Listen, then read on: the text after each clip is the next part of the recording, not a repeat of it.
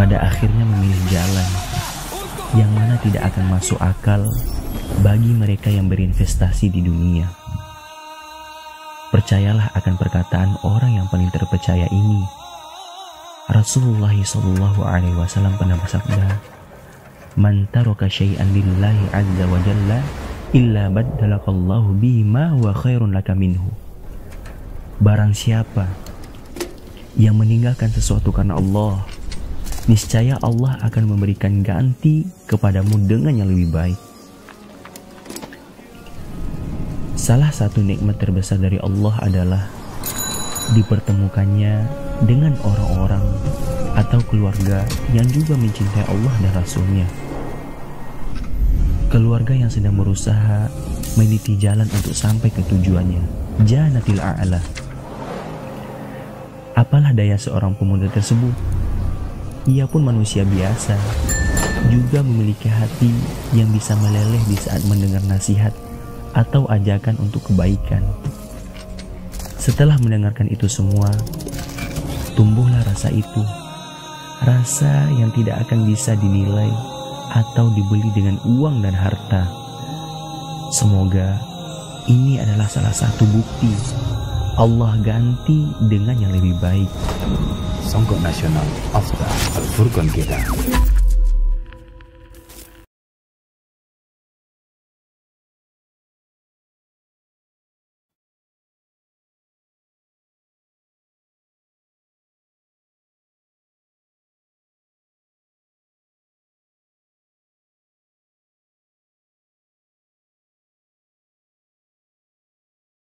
Bismillah, alhamdulillah, wassalatu wassalamu ala rasulillah wa ala alihi wa ashabihi wa man tabi'ahum bi ihsanin ila yaumil qiyamah, amma ba'd. Kaum muslimin, pemirsa TV Al-Furqan yang semoga dimuliakan oleh Allah Subhanahu wa taala. Alhamdulillah atas nikmat yang Allah berikan kepada kita semua.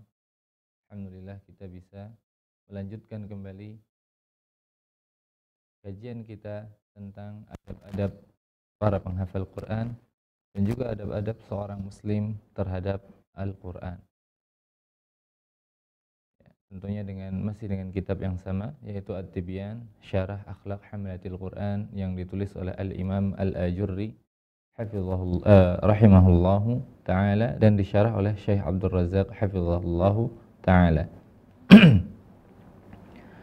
Kemarin kita sudah membahas tentang ayat-ayat yang beliau yang penulis sebutkan, dan ayat terakhir yang kita bahas kemarin adalah ayat Allahu nazzala ahsanal hadithi kitaban mutasyabiha mathaniya taqsha'iru minhu juludul ladzina yakhshawna rabbahum thumma talinu juluduhum wa qulubuhum ila dzikrillah dzalika hudallahi yahdi bihi man yasha' wa man yudlilillahu fama lahu min had. Bahwasanya salah satu adab yang harus hendaknya kita lakukan terhadap Al-Quran adalah merenungi, adalah memperhatikan, adalah ketika membaca ayat yang berkaitan dengan azab, maka kita merasa takut. Dan apabila kita membaca ayat yang berkaitan dengan kabar gembira dari Allah Subhanahu wa taala, maka kita berharap, hati kita merasa tenang dan kita berharap kepada Allah Subhanahu wa ta'ala. Dan itu adalah petunjuk yang Allah berikan bagi orang-orang yang membaca Al-Quran. Apabila kita ketika membaca Al-Quran merasakan hal itu, maka itu adalah petunjuk yang tidak Allah berikan kepada semua hamba. Maka hendaknya kita yang merasakannya mensyukuri nikmat tersebut. Adapun pada kesempatan kali ini kita akan membaca ayat selanjutnya. Waqala azza wa jalla kitabun anzalnahu ilaika mubarakun liyadabbaru ayatihi wa liyatadzakkara ulul albab. Al-Quran adalah sebuah kitab yang kami turunkan kepada engkau wahai Muhammad sallallahu alaihi wasallam, yang mana kitab ini adalah kitab yang mubarak, kitab yang penuh dengan keberkahan. Keberkahan adalah kebaikan yang sangat banyak. Orang yang membaca Al-Quran, orang yang hidupnya sering bermuamalah dengan Al-Quran, maka dia akan mendapatkan keberkahan dalam hidupnya, keberkahan dalam waktunya, dalam urusannya, dalam ilmunya, dalam keluarganya, dalam hartanya dan sebagainya. Karena Al-Quran adalah Al-Quran membawa suatu keberkahan. Al-Quran adalah suatu yang berkah, dan kita boleh untuk meminta atau tabarruk dengan Al-Quran, karena Allah Subhanahu wa taala menyebutkan di dalam Al-Quran ini ada keberkahan. Dan cara bertabarruk, mengambil atau mencari berkah dari Al-Quran adalah dengan membacanya. Dan juga dengan apa kata Allah Subhanahu wa taala, liyadabbaru ayatihi. Kami turunkan Al-Quran yang penuh keberkahan ini untuk apa? Bagaimana cara mendapatkan keberkahannya? Dengan mentadabburi ayat-ayat yang ada di dalam Al-Quran. Tadabbur dalam bahasa Indonesia ya, merenungi makna-maknanya, merenungi makna yang ada di dalam Al-Quran. Jadi tidak cukup hanya memahami saja, membaca terjemahannya, tetapi juga memikirkan apa hasil, konsekuensi, hasil akhir, tujuan yang diinginkan oleh Allah Subhanahu wa taala dari ayat tersebut. Di sini Allah Subhanahu wa taala secara jelas menyebutkan liyadabbaru. Li di sini artinya adalah lamul illah dalam bahasa Arab, yang mana itu adalah tujuan utama diturunkannya Al-Quran itu adalah untuk ditadabburi. Dan kita belum dapati ayat lain atau ayat yang menyebutkan bahwasanya Al-Quran itu tujuan diturunkannya misalnya untuk dilombakan atau untuk dihafalkan misalnya. Tapi ini yang paling utama dari itu, lebih daripada dihafalkan, yaitu untuk ditadabburi. Adapun untuk dibaca tentunya jelas, namanya juga Al-Quran dari kata qara'a, dan juga seorang tidak akan bisa mentadabburi Al-Quran kecuali dengan membacanya. Oleh karena itu bisa dikatakan membaca Al-Quran itu adalah sebuah wasilah yang mana tujuan utamanya adalah nanti bisa mentadabburi Al-Quran, merenungi makna-makna yang ada di dalam Al-Quran. Oleh karena itu ada yang mengatakan bahwasanya untuk dikatakan seorang itu mentadabburi Al-Quran itu paling tidak dia melakukan 4 hal, dan ketika dia melakukan 4 hal ini maka akan sempurna tadabburnya. Yang pertama tentunya adalah membacanya, karena seorang tidak akan bisa mentadabburi tanpa membaca terlebih dahulu, membaca Al-Quran misalnya. Ya, dalam hal ini mentadabburi Al-Quran, yang pertama berarti membaca Al-Quran. Kemudian yang kedua, merenungi dengan akal pikiran makna dari apa yang kita baca, makna dari apa yang dia baca, memahami maknanya dan merenunginya dengan akal pikiran. Dan itu kalau membaca maka anggota tubuh yang dipakai, ya tadi yang pertama membaca, yang dipakai adalah lisan atau lidah, dan juga mungkin telinga yang akan mendengarkan bacaan juga, dan mata yang digunakan untuk melihat. Jadi ada 3 anggota tubuh yang terpakai ketika membaca Al-Quran: mata, mulut, dan lisan. Paling tidak ada 3 itu. Yang paling utama tentunya lisan. Kemudian yang kedua tadi memahami dan merenungi. Di pertama difahami dulu maknanya, kemudian direnungi maknanya, dan itu menggunakan akal pikiran. Jadi seorang juga menggunakan akal pikiran dalam membaca Al-Quran, bukan hanya dengan lisan saja. Kemudian yang ketiga adalah menghayati dengan hati. Jadi setelah direnungi maknanya, dimasukkan ke dalam hati. Jadi, ya, maksudnya dihayati dengan hati adalah memikirkan apa sih yang harus saya lakukan agar saya bisa merealisasikan ayat ini, lazimnya apa, kewajiban saya ketika saya sudah memahami maknanya, apa yang harus saya lakukan. Nah, itu yang ketiga, menghayati dengan hati. Kemudian yang keempat adalah mengamalkan dengan anggota tubuh. Setelah kita tahu maknanya, kita renungi, oh ternyata ini adalah hasil yang diinginkan oleh Allah, kemudian kita masukkan ke dalam hati, karena hati adalah penggerak dari seluruh anggota tubuh. Kita kirimkan perintah itu kepada dalam hati, yang mana nanti hati akan memerintahkan kepada anggota tubuh. Ini yang harus saya lakukan, ini yang harus kalian lakukan wahai anggota tubuh. Dengan mengirimkan dan menghayati ke dalam hati, kemudian akan dilakukan oleh seluruh anggota tubuh. Dan itu adalah makna dari tadabbur. Jadi tadabbur ini tentunya bukan suatu yang mudah. Nah, karena memang itu adalah tujuan utama dari diturunkannya Al-Quran, yaitu mentadabburi maknanya. Dan tadi ya, kita sebutkan bahwasanya tadabbur itu mencakup 4 hal.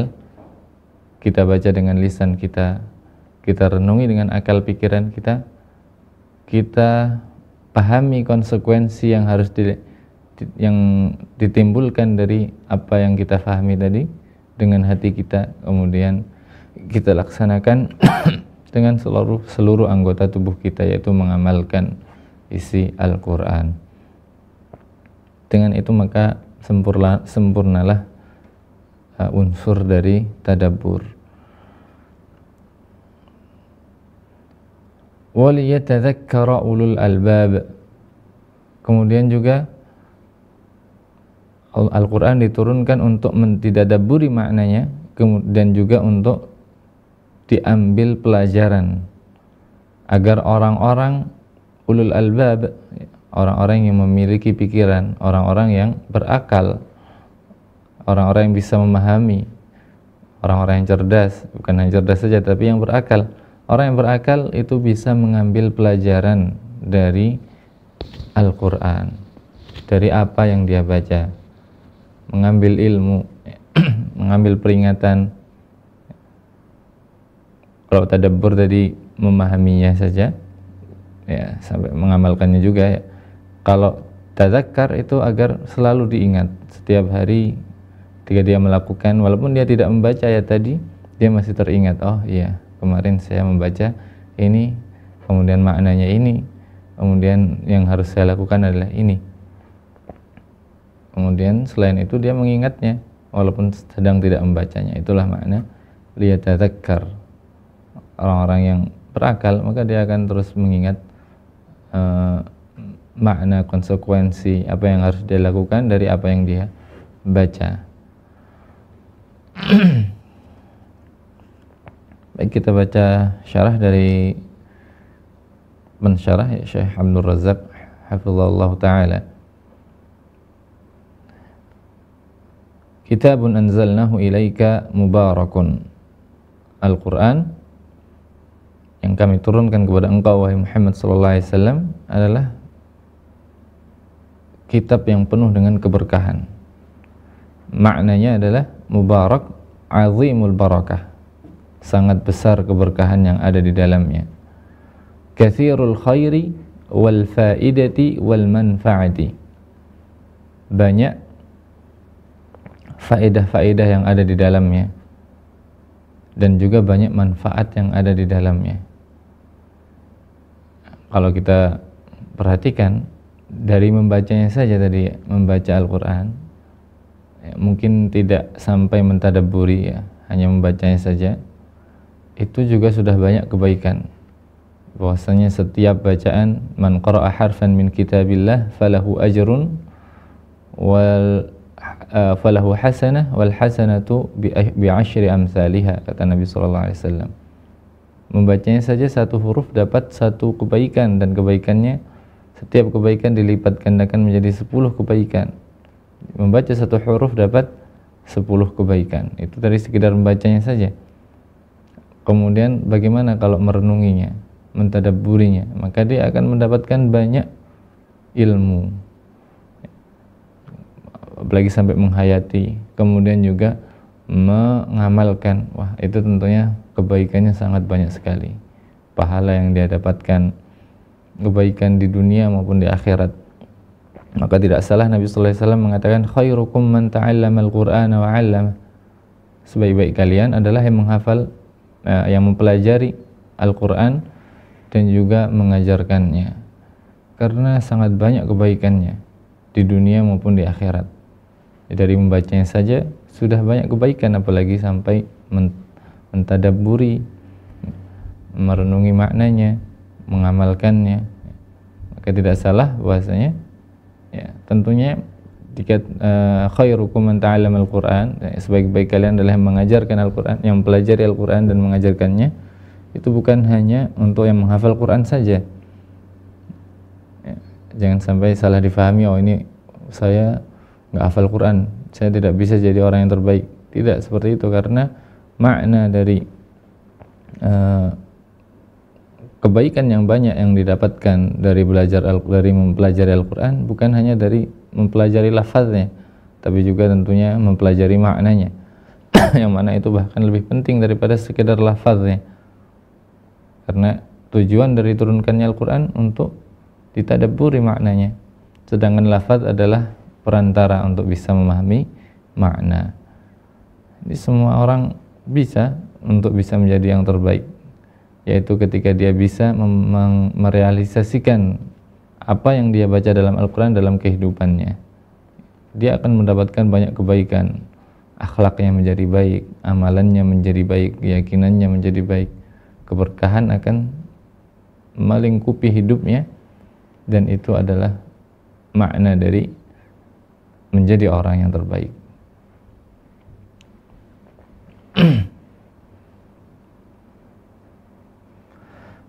Jadi banyak kebaikannya.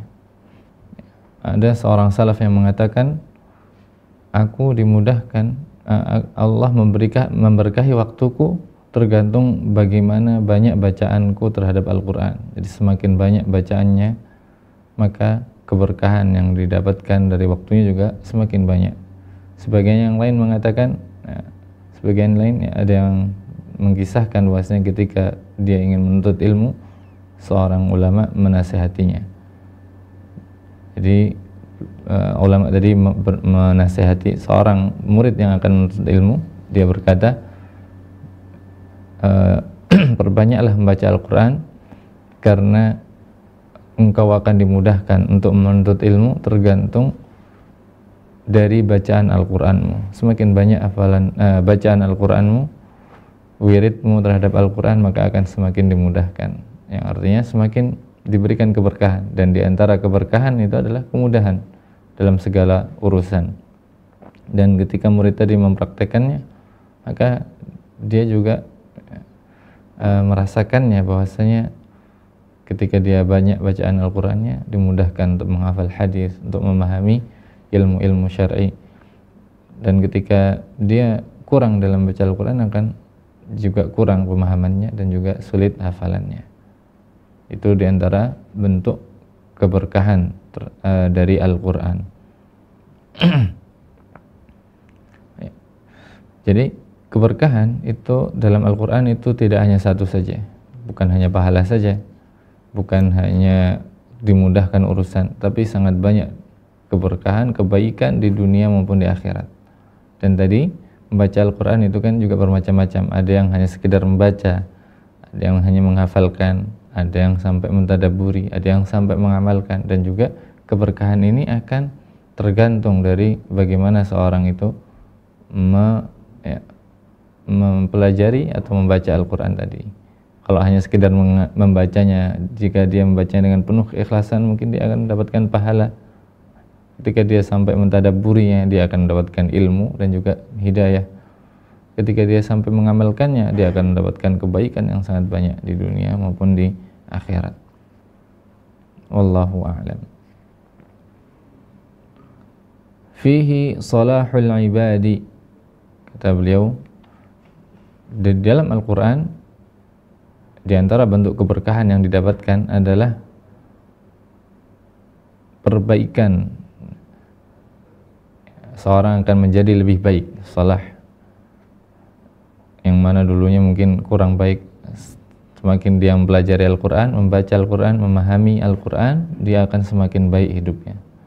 Wa rif'atuhum fi dunyahum wa ukhrahum, dan akan ada kenaikan status dan kedudukan di dunia maupun di akhirat. Fahuwa kitabun mubarakun. Jadi secara zahir keberkahan ini akan dirasakan dari sisi mana? Dari sisi kehidupannya akan semakin menjadi lebih baik, kedudukannya menjadi semakin lebih tinggi di sisi Allah maupun di sisi makhluk, dihormati ya.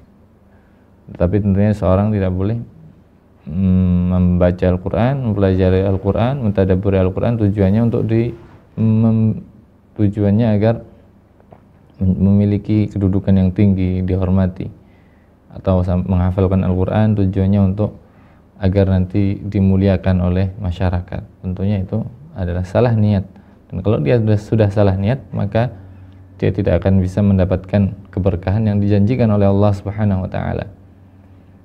Karena itu adalah sebuah kelaziman yang tidak perlu diniatkan akan didapatkan.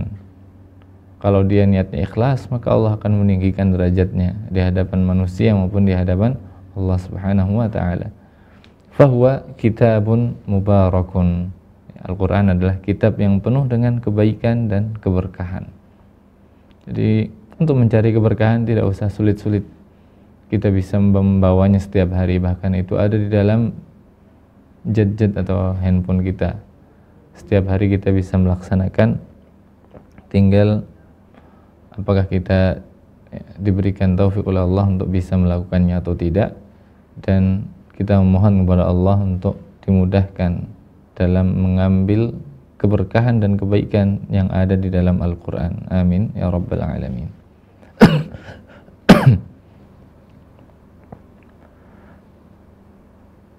Kemudian firman Allah, liyadabbaru ayatihi, untuk ditadabburi ayat-ayatnya. Kata beliau, ayyata'ammalu fi dalalatihi liyatahaqqaqa lahumul intifa' wal irtifa'. Maknanya adalah tadabbur, yaitu merenungi dalalatihi, petunjuk yang ada di dalam Al-Quran. Ketika kita merenungi makna, maka akan kita dapatkan, oh ternyata ini petunjuknya. Misalnya ayat yang berkaitan dengan hukum, oh ternyata ini adalah hukum Islam.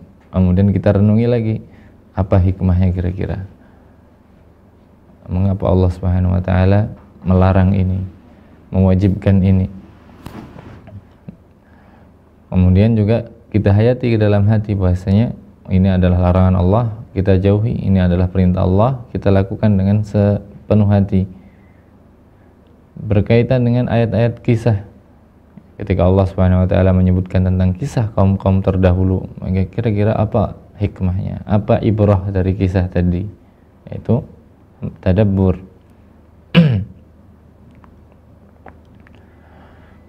Ketika kita membaca ayat yang berkaitan dengan hukuman dari Allah Subhanahu wa taala, maka kita renungi apakah kita pernah melakukannya. Kemudian kalau kita pernah melakukannya, kita bertaubat kepada Allah Subhanahu wa taala dan berusaha untuk tidak mengulangi. Ketika kita membaca ayat tentang kabar gembira dari Allah Subhanahu wa taala, nikmat dari Allah Subhanahu wa taala, maka kita berharap kepada Allah agar Allah memberikan itu kepada kita. Kita melakukan apa yang diperintahkan oleh Allah, yang mana perintah tadi akan mendapatkan janji dari Allah Subhanahu wa taala dengan semangat dan sepenuh hati. Ya, itu diantara makna tadabbur. Oleh karena itu membaca Al-Quran itu untuk ditadabburi tidak bisa cepat-cepat, cepat selesai, cepat khatam. Ya, itu sangat bertentangan dengan makna tadabbur. Ya, bisa jadi kita berhenti dalam setiap ayat untuk bisa mentadabburi maknanya. Terutama kita yang orang Indonesia yang bahasanya bukan bahasa Arab. kita butuh membaca maknanya terlebih dahulu, kemudian kita renungi. Setelah itu, setelah kita dapatkan, kita masukkan dalam hati, baru kita baca ayat selanjutnya. Maka hendaknya kita sediakan waktu dalam membaca Al-Quran. Ada bacaan Al-Quran yang untuk bacaan yang mengambil pahalanya, dan ada bacaan Al-Quran yang kita renungi maknanya, bukan hanya sekedar semuanya dibaca saja. Dan tentunya bacaan satu surat pendek misalnya dalam juz amma yang dibaca dengan tadabbur, itu kebaikannya, keberkahannya lebih banyak daripada satu juz yang dibaca. Mungkin waktunya sama, misalnya sama-sama 1 jam, satunya membaca 1 juz, satunya hanya 1 surat, tetapi dengan tadabbur. Dan itu insya Allah kebaikannya, keberkahannya akan lebih banyak yang didapatkan yang membaca 1 surat tetapi dengan tadabbur. Pahalanya juga berbeda, tergantung dengan kebaikan yang didapatkan.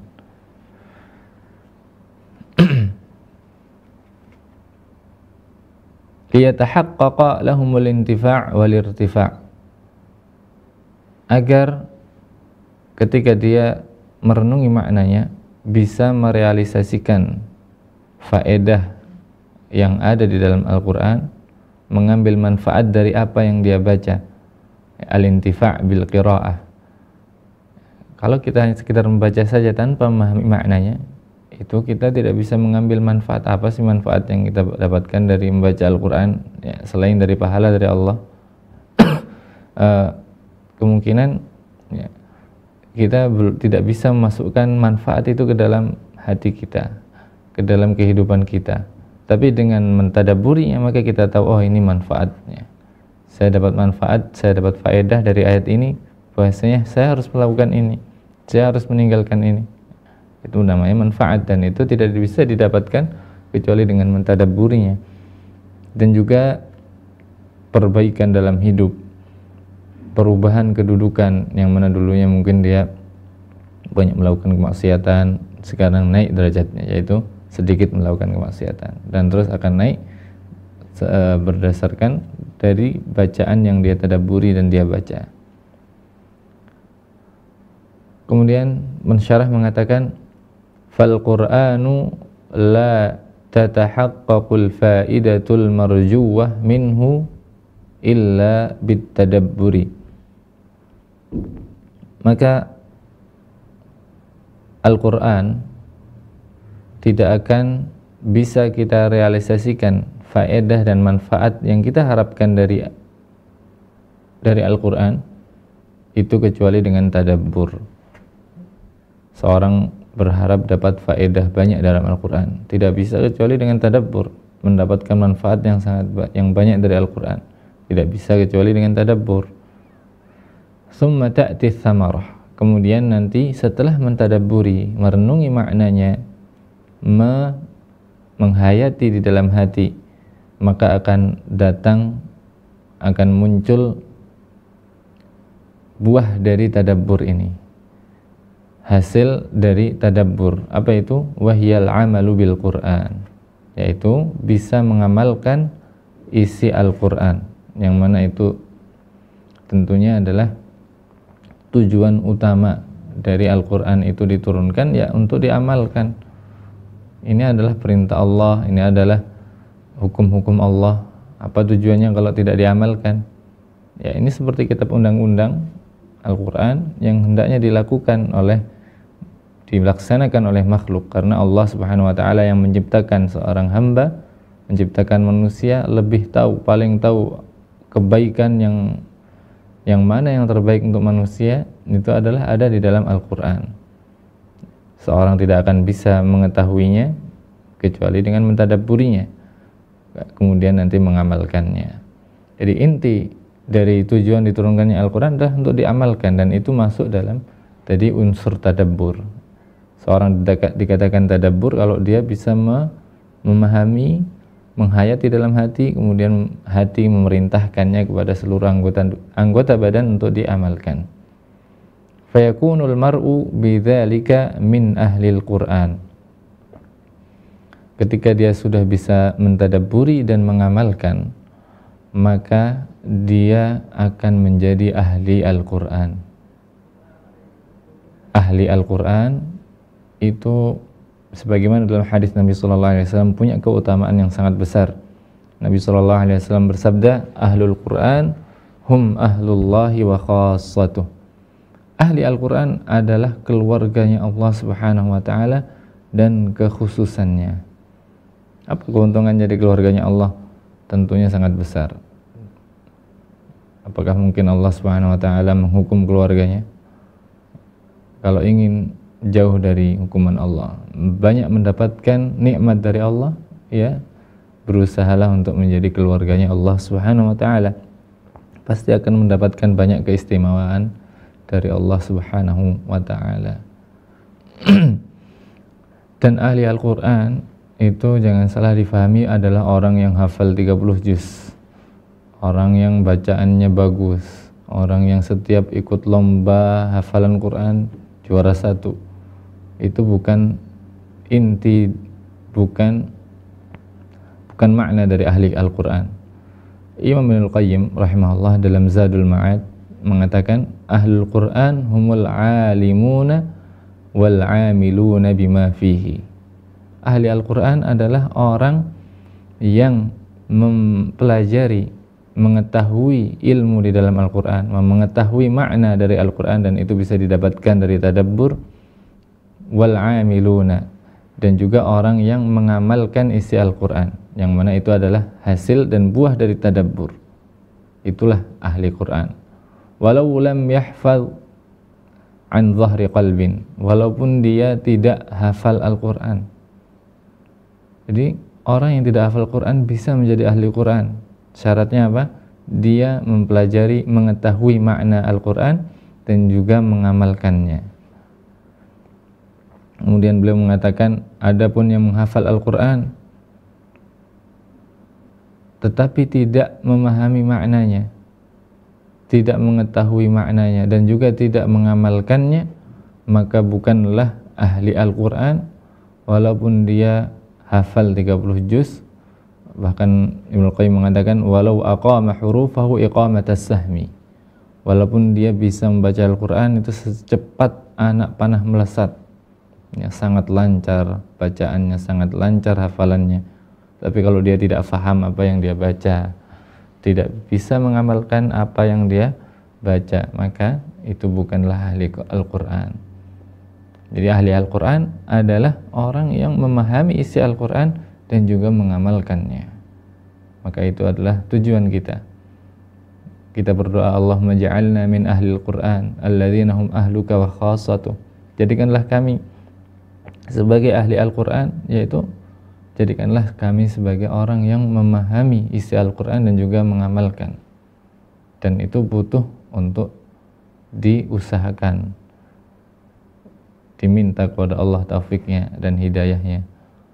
Karena tidak semua orang yang membaca Al-Quran, tidak semua orang yang menghafal Al-Quran, tidak semua orang yang mempelajari Al-Quran adalah ahli Al-Quran. Bahkan ada orang yang tidak hafal Al-Quran tetapi dia bisa menjadi ahli Al-Quran.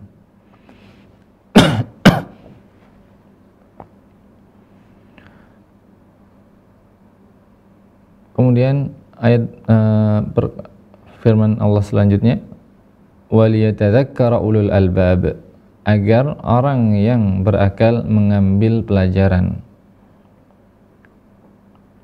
Kata beliau, fayu'miluna albabahum ma'uqulahum, maka mereka menggunakan akal dan pikiran mereka. Tadhakkuran wa tafakkuran wa ta'ammulan fi ma'anil Qur'ani wa dalalatihi. Mereka menggunakan akal pikiran mereka untuk mengingat, mengambil pelajaran, memikirkan, merenungi makna-makna yang ada di dalam Al-Quran.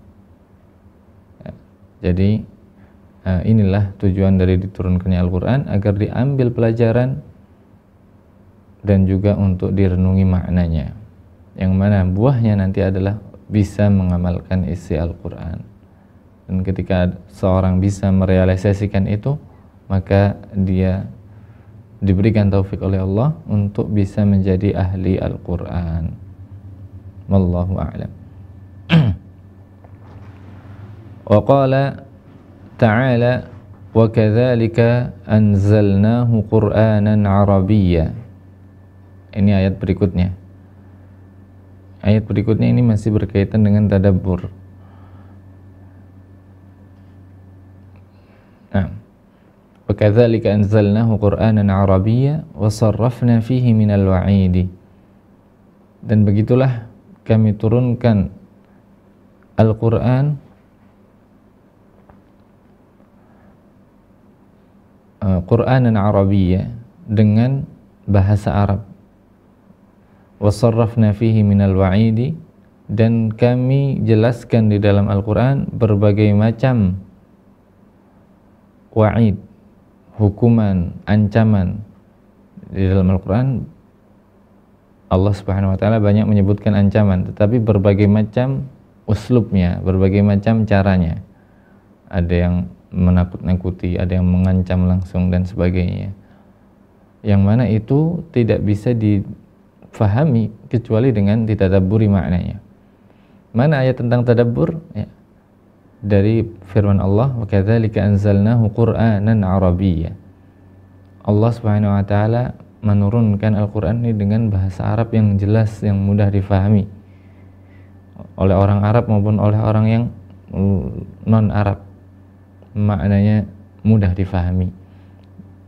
Maka hendaknya kita merenungi maknanya.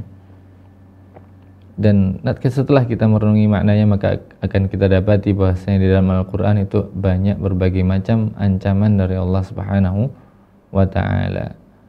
Dan itu didapatkan dengan tadabbur. La'allahum yattaqun aw yuhditsu lahum dzikra. Apa tujuan Allah Subhanahu wa taala menggunakan berbagai macam ancaman di dalam Al-Qur'an? Agar mereka bertakwa kepada Allah Subhanahu wa taala. Aw yuhditsu lahum dzikra, dan juga agar mereka selalu ingat akan ancaman ini.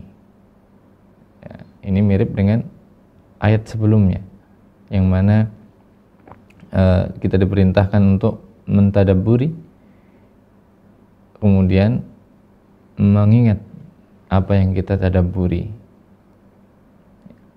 Dan itu adalah ketika seorang mentadabburi, terutama ini Allah Subhanahu wa taala mengkhususkan tadabbur terhadap ayat-ayat yang berkaitan dengan ancaman dari Allah, maka hasil yang didapatkan seorang akan lebih bertakwa. Di antara salah satu cara bagaimana kita bertakwa kepada Allah, renungilah ayat-ayat yang berkaitan dengan azab, ancaman dari Allah. Sering-sering direnungi, diulang-ulang agar selalu ingat. Ketika dia selalu mengingat, maka akan dijauhkan dari melakukan kemaksiatan, yang mana itu adalah inti dari takwa.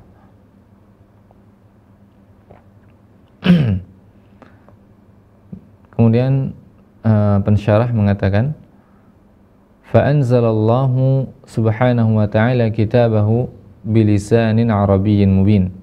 Allah Subhanahu wa taala menurunkan kitabnya, yaitu Al-Qur'an, dengan lisan, dengan bahasa Arab yang sangat jelas. Susunannya jelas, difahami oleh semua orang. Wa nawwa'a subhanahu wa ta'ala fi asalibil wa'idi. Dan juga Allah Subhanahu wa taala memberikan berbagai macam uslub, bentuk dari ancaman-ancaman di dalam Al-Qur'an. Ada berbagai macam, ada yang mungkin jelas, ada yang langsung, ada yang tidak langsung, ada yang ancamannya itu tersembunyi dan harus difikirkan. Fataratan bitahdid wa taratan bitakhwif. Kadang langsung berupa ancaman, kadang tidak ancaman langsung tapi hanya menakut-nakuti saja. Wa hakadza. Dan ini untuk bisa tahu bahwasanya ini adalah ancaman, ini adalah peringatan, itu harus ditadabburi, harus direnungi maknanya. La'allahum yattaqun wa dzalika, ya, agar mereka bertakwa. Bagaimana menggabungkan antara merenungi Al-Quran kemudian bisa menjadi bertakwa. Wadzalika biwuqufihim ala ma fil Qur'ani min wa'idin wa tahdidin wa takhwifin. Seorang yang mentadabburi Al-Quran, dia selain mendapatkan keberkahan yang sangat banyak tadi, kebaikan, dan dia juga akan dijauhkan dari segala macam keburukan, yaitu dengan bertakwa. Seorang akan lebih bertakwa ketika dia bisa mentadabburi Al-Quran. Caranya adalah dengan wukuf, dengan berhenti, dengan merenungi. Ketika dia membaca ayat tentang ancaman dari Allah, berhenti sebentar dan direnungi, dimasukkan ke dalam hati. Hati merasa takut, kemudian memohon kepada Allah dijauhkan dari ancaman tersebut. Sebagaimana disebutkan bahwasanya Nabi sallallahu alaihi wasallam ketika membaca ayat yang berkaitan dengan neraka, berkaitan dengan azab Allah, maka beliau berlindung kepada Allah dari azab tersebut. Tentunya itu hanya bisa didapatkan ketika kita mentadabburi maknanya, yaitu merenungi yang ada di dalam Al-Quran min wa'idin wa tahdidin wa takhwifin, dari ancaman Allah Subhanahu wa ta'ala, peringatan, rasa takut yang Allah sampaikan dalam ayat-ayatnya agar kita merasa takut. Itu semuanya adalah ayat-ayat yang berkaitan dengan ancaman yang hendaknya kita renungi agar apa? Agar kita bisa bertakwa kepada Allah. Fayattaqunallaha subhanahu wa ta'ala wa yattaquna 'uqubatahu, dan juga agar kita bisa terhindar dari azab Allah Subhanahu wa ta'ala, ya, dengan menjauhi larangan-larangannya dan melaksanakan perintahnya. Wa yattaquna yawmar ruju' ilaih, agar kita juga ingat dan takut akan hari kiamat, apa yang harus kita siapkan menghadapi hari kiamat kelak. Wan nara allati a'addaha Allah subhanahu lidh-dhalimin, agar kita juga merasa takut dari azab neraka yang Allah siapkan untuk orang-orang yang zalim, untuk orang-orang yang zalim. Jadi inilah tujuan utama dari diturunkannya Al-Quran, yaitu agar kita bisa bertakwa, agar kita bisa mentadabburi maknanya. Dan ketika seorang bisa mentadabburi, maka dia mendapatkan keberkahan, takwa, dan juga dimudahkan untuk melaksanakan, mengamalkan isi Al-Quran. Dan ini tidak mudah, butuh perjuangan dan juga butuh taufik dari Allah Subhanahu wa ta'ala. Maka kita memohon kepada Allah Subhanahu wa ta'ala agar kita dimudahkan untuk bisa mentadabburi Al-Quran, untuk bisa mentadabburi bacaan yang kita baca, memasukkannya ke dalam hati kita, dan juga agar hati kita bisa kuat melawan hawa nafsu untuk bisa memerintahkan apa yang kita tadabburi tadi kepada seluruh anggota tubuh kita. Allah Ta'ala a'lam. Mungkin ini yang bisa kita kaji pada kesempatan kali ini. Kurang lebihnya kami mohon maaf. Wassallallahu ala nabiyyina Muhammad. Subhanakallahumma bihamdika asyhadu an la ilaha illa anta astaghfiruka wa atubu ilaik. Wassalamualaikum warahmatullahi wabarakatuh. Al Furqan TV, saluran pendidikan, dakwah dan inspirasi